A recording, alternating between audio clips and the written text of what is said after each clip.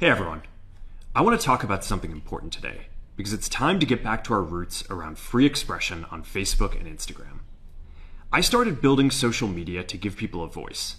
I gave a speech at Georgetown 5 years ago about the importance of protecting free expression, and I still believe this today. But a lot has happened over the last several years. There's been widespread debate about potential harms from online content. Governments and legacy media have pushed to censor more and more. A lot of this is clearly political, but there's also a lot of legitimately bad stuff out there. Drugs, terrorism, child exploitation. These are things that we take very seriously, and I want to make sure that we handle responsibly. So we built a lot of complex systems to moderate content. But the problem with complex systems is they make mistakes. Even if they accidentally censor just 1% of posts, that's millions of people. And we've reached a point where it's just too many mistakes and too much censorship. The recent elections also feel like a cultural tipping point towards once again prioritizing speech. So we're going to get back to our roots and focus on reducing mistakes, simplifying our policies, and restoring free expression on our platforms. More specifically, here's what we're going to do. First, we're going to get rid of fact checkers and replace them with community notes similar to X, starting in the US. After Trump first got elected in 2016, the legacy media wrote non-stop about how misinformation was a threat to democracy. We tried in good faith to address those concerns without becoming the arbiters of truth. But the fact checkers have just been too politically biased and have destroyed more trust than they've created, especially in the US.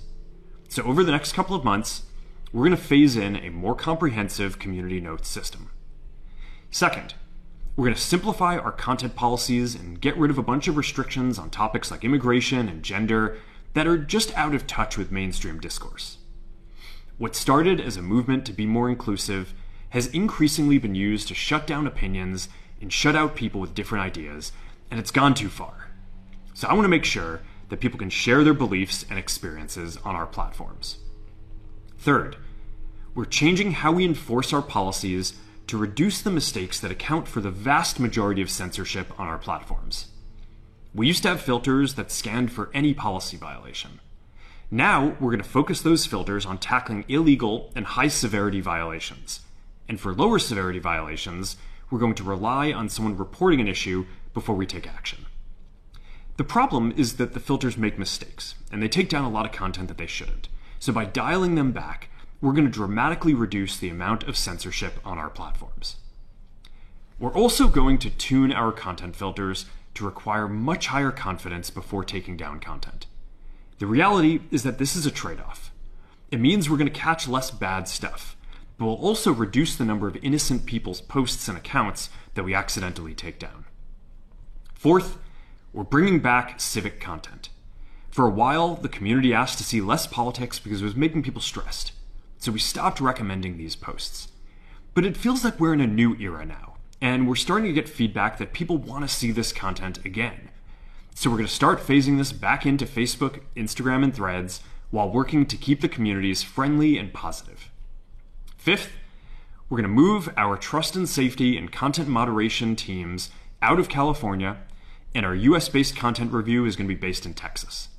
As we work to promote free expression, I think that it will help us build trust to do this work in places where there is less concern about the bias of our teams. Finally, we're going to work with President Trump to push back on governments around the world that are going after American companies and pushing to censor more. The US has the strongest constitutional protections for free expression in the world. Europe has an ever-increasing number of laws institutionalizing censorship and making it difficult to build anything innovative there. Latin American countries have secret courts that can order companies to quietly take things down.